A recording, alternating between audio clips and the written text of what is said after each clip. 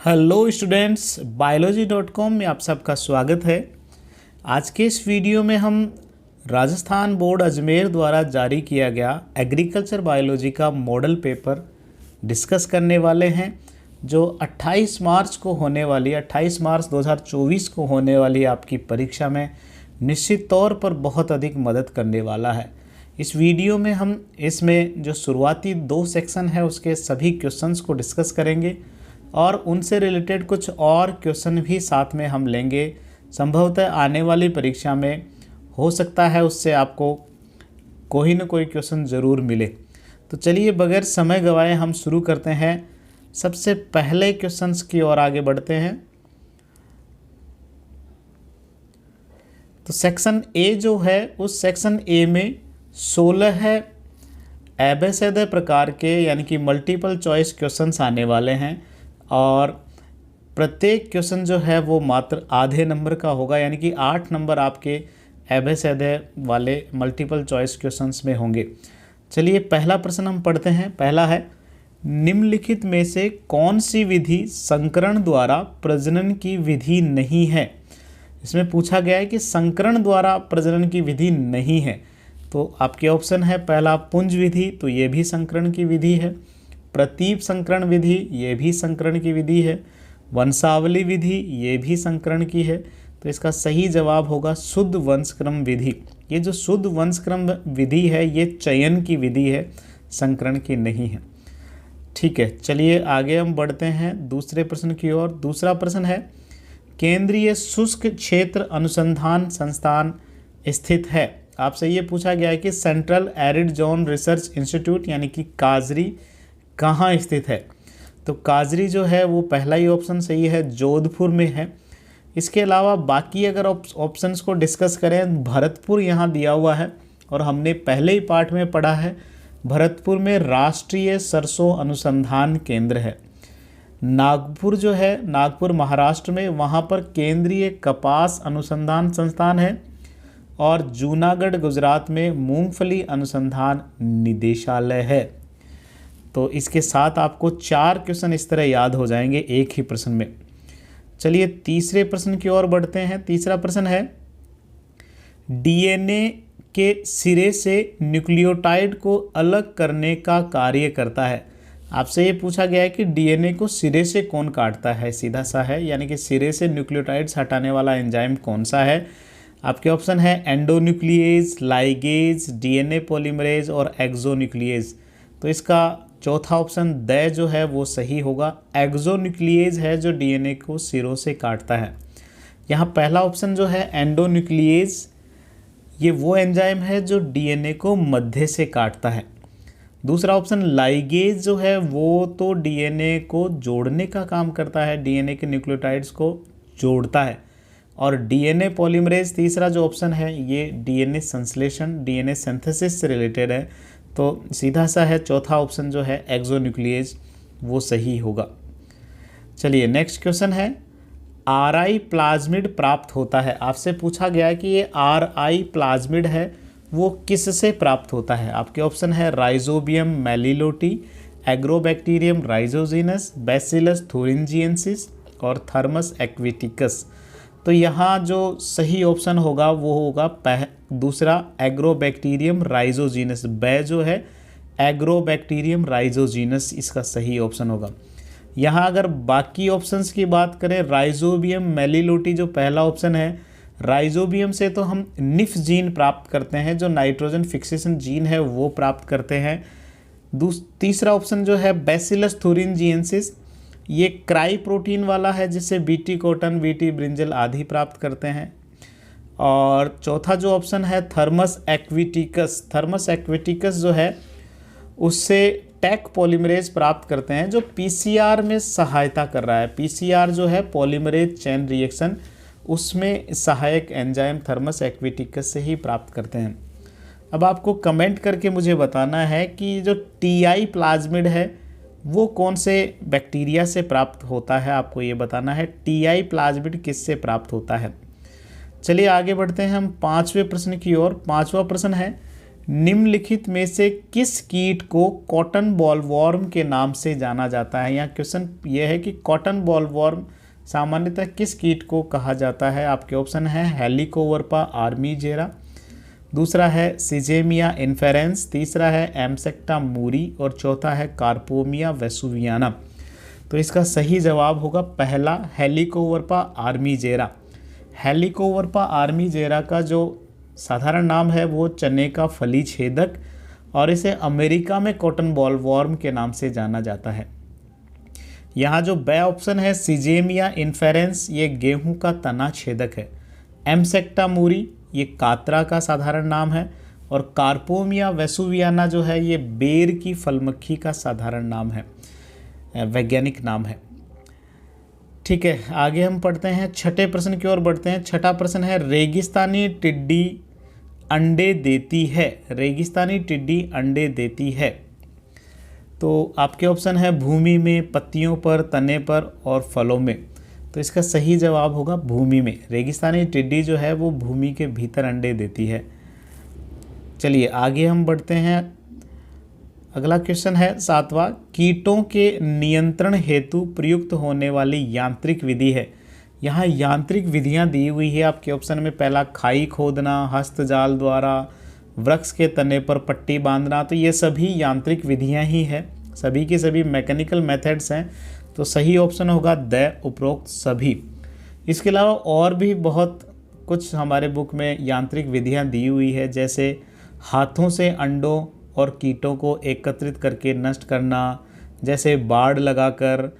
इसके अलावा जो पास विधियां हैं, जैसे प्रकाश पास, चिपचिपे पास, फेरोमोन पास, ये सभी जो है वो यांत्रिक विधियां हैं।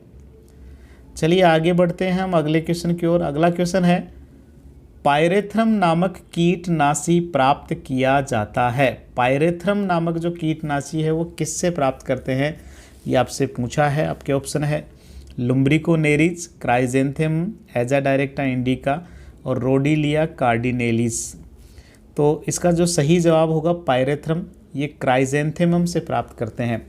क्राइजेंथेमम जो है उसकी दो प्रमुख जातियां हैं, क्राइजेंथेमम सिनरेरिफोलियम और क्राइजेंथियम कॉक्सीनियम। इनसे पायरेथ्रम नामक कीटनाशी प्राप्त करते हैं। यहाँ जो बाकी ऑप्शन है, जैसे लुम्ब्रिकोनेरिज जो है इससे नेरिज टॉक्सिन प्राप्त करते हैं, जिसका एक व्यापारिक नाम है PADAN, पाडन या पादन, ये इसका व्यापारिक नाम है। और यहाँ तीसरा जो ऑप्शन है एजा डायरेक्टा इंडिका, ये नीम का वैज्ञानिक नाम है और इससे एजा डायरेक्टिन नाम का कीटनाशी प्राप्त होता है। यहाँ जो चौथा ऑप्शन है रोडिलिया कार्डिनेलिस, ये जो रोडिलिया कार्डिनेलिस है ये लेडी बर्ड बीटल का साधारण नाम है और ये जैविक नियंत्रण बायोलॉजिकल कंट्रोल से रिलेटेड है। चलिए अगले क्वेश्चन की ओर अब बढ़ते हैं।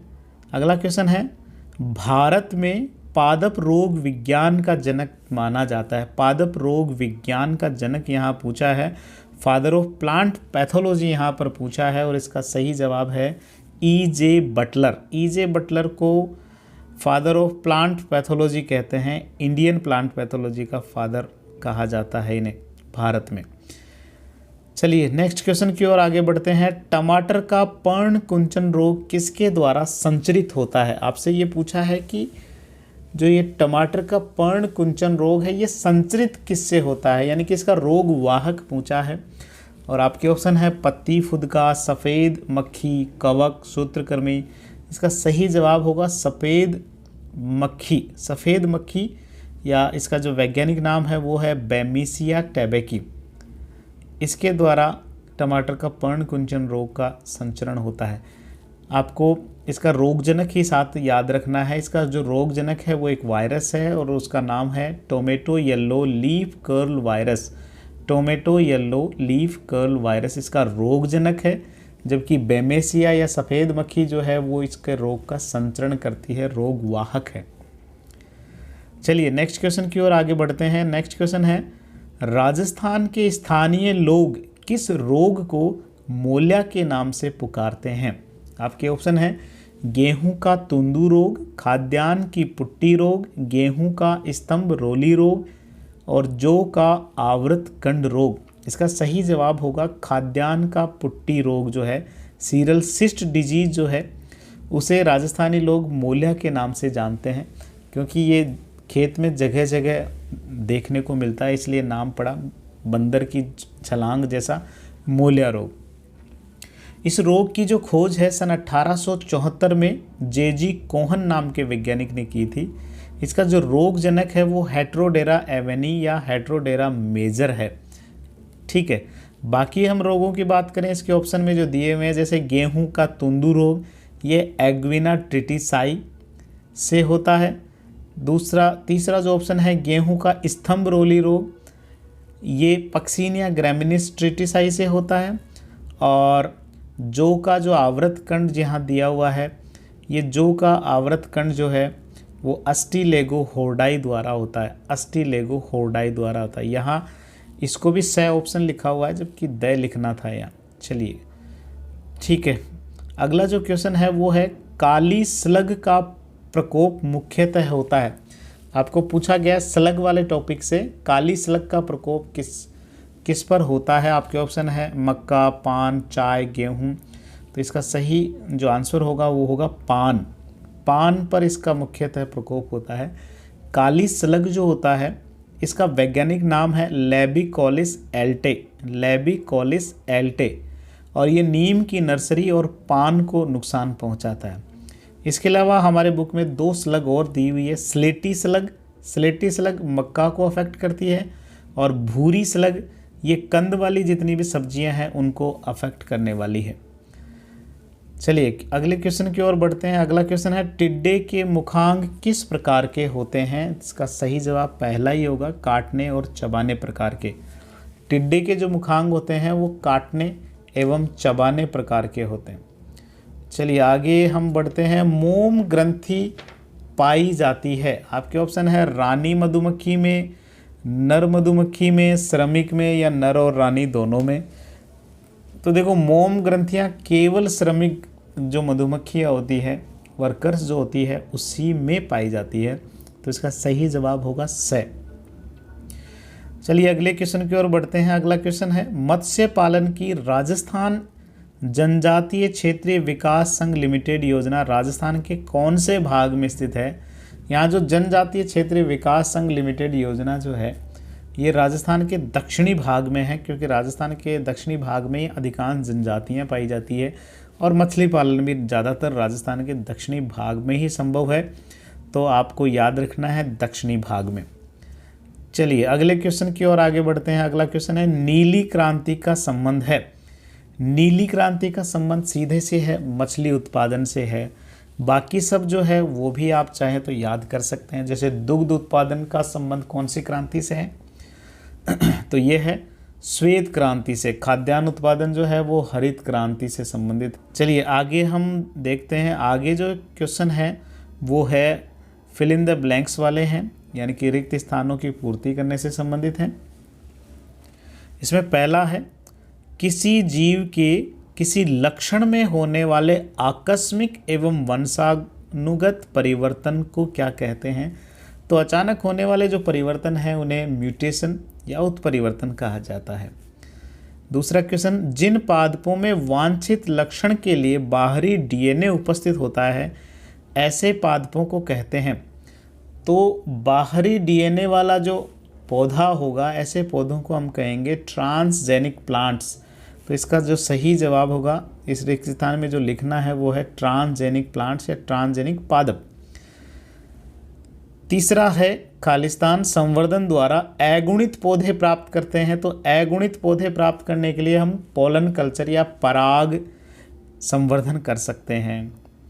चलिए चौथे रिक्त स्थान की ओर आगे बढ़ते हैं। चौथा है दीमक खालिस्तान मिट्टी में रहना अधिक पसंद करता है। यहाँ रहता की जगह होना चाहिए, रहना अधिक पसंद करता है। तो दीमक जो है वो बंजर भूमि में ज़्यादातर रहना पसंद करता है। अगला क्वेश्चन है खपरा भृंग गण का सदस्य है।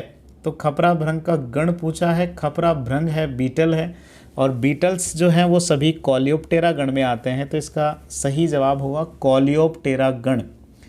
अगला क्वेश्चन है भौतिक विष कीटों को क्रिया द्वारा मारता है। तो भौतिक जितने भी फिजिकल पॉइजन्स होते हैं वो दम घोटकर या निर्जलीकरण द्वारा कीटों को मारते हैं, दम घोटकर या निर्जलीकरण द्वारा। नेक्स्ट है सूत्रकृमियों को संघ में रखा जाता है। सूत्रकृमि निमेटोड्स जो है वो निमेटोडा में रखे जाते हैं, सूत्रकृमि निमेटोड्स कहलाते हैं, तो इनका आएगा निमेटोडा। तो इनको निमेटोडा में रखा जाता है सूत्रकृमियों को। नेक्स्ट है केचुए में उत्सर्जन के द्वारा होता है। तो केचुए में उत्सर्जन किसके होता है, कौन सा अंग है, तो ये नेफ्रीडिया द्वारा होता है, नेफ्रीडियल सिस्टम द्वारा केचुए में उत्सर्जन होता है। नेक्स्ट है खालिस्तान को लांस सूत्रकृमि के नाम से जाना जाता है। यहाँ ये सूत्रकृमि से रिलेटेड है। यहाँ जो लांस सूत्रकृमि है उसे होप्लोलेमस प्रजाति है, होप्लोलेमस प्रजाति, होप्लोलेमस स्पीसीज जो है उसे लांस सूत्रकृमि कहते हैं। नेक्स्ट है मछली के तेल में पर्याप्त मात्रा में होता है। तो मछली के तेल में कौन सा विटामिन पूछा है वो आपको बताना है, विटामिन ए। मछली के जो तेल होता है उसके जो यकृत लीवर से प्राप्त होता है उसमें विटामिन ए प्रचुर मात्रा में होता है।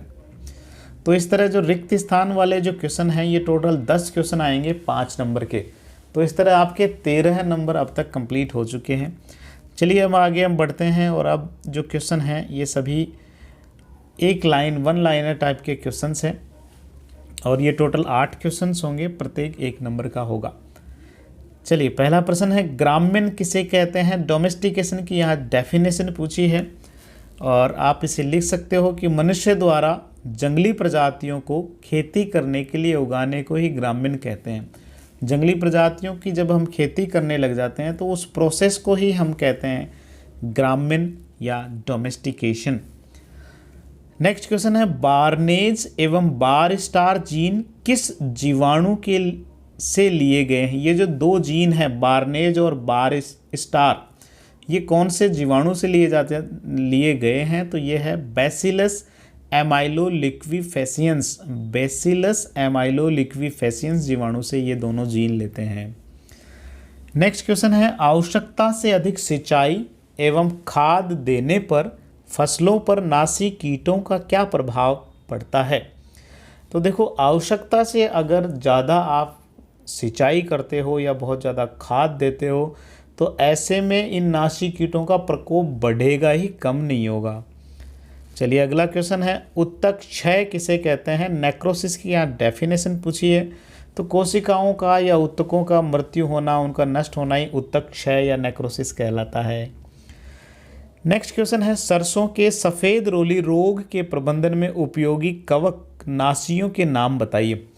तो यहाँ कवक नासी पूछे हैं आपसे, तो सरसों के सफ़ेद रोली में ज़्यादातर मेटालेक्सिल, मैंकोजेब ये जो है कवक नासी प्रयुक्त होते हैं, मेटालेक्सिल या मैंकोजेब।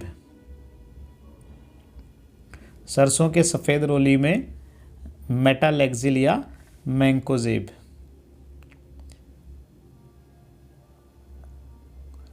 नेक्स्ट क्वेश्चन है अंड जरायुज सूत्रकृमि से आप क्या समझते हैं। ओवाविविपेरस निमेटोड्स की यहाँ डेफिनेशन पूछी है। तो कुछ ऐसे निमेटोड्स होते हैं जो लार्वा युक्त अंडे देते हैं और उन्हीं को हम अंड जरायुज सूत्रकृमि कहते हैं। तो आप इसे कुछ इस तरीके से लिख सकते हैं कि विकसित लार्वा युक्त अंडे देने वाले निमेटोड अंड जरायुज निमेटोड कहलाते हैं। नेक्स्ट क्वेश्चन है जोंक की लार में पाए जाने वाले प्रतिस्कंदक का नाम बताइए। जोंक की जो लार है उसमें कौन सा प्रतिस्कंदक या एंटीकोगुलेंट पाया जाता है। तो जोंक का वैज्ञानिक नाम आप याद कर लीजिए। जोंक का वैज्ञानिक नाम है हिरुडिनेरिया ग्रैनुलोसा, हिरुडिनेरिया ग्रैनुलोसा। इस हिरुडिनेरिया से ही आपको याद रहेगा हिरुडीन। तो जोंक का वैज्ञानिक नाम हिरुडिनेरिया और इसमें जो प्रतिस्कंदक है वो है हिरुडीन। नेक्स्ट और आखिरी जो क्वेश्चन है किस ऋतु में मछली नहीं पकड़नी चाहिए। तो वर्षा ऋतु का जो समय है वो मछलियों का प्रजनन करने का काल होता है। तो इस समय अगर हम मछलियाँ पकड़ेंगे तो मछलियों का उत्पादन और उनकी आगामी जो पीढ़ियाँ हैं उन्हीं को हम नष्ट कर देंगे, तो मछली उत्पादन घटेगा। इसलिए ज़्यादातर वर्षा ऋतु में जो है वो मछली नहीं पकड़ी जाती है। बाकी सब जो क्वेश्चंस है उनको हम अगले वीडियो में डिस्कस करने वाले हैं।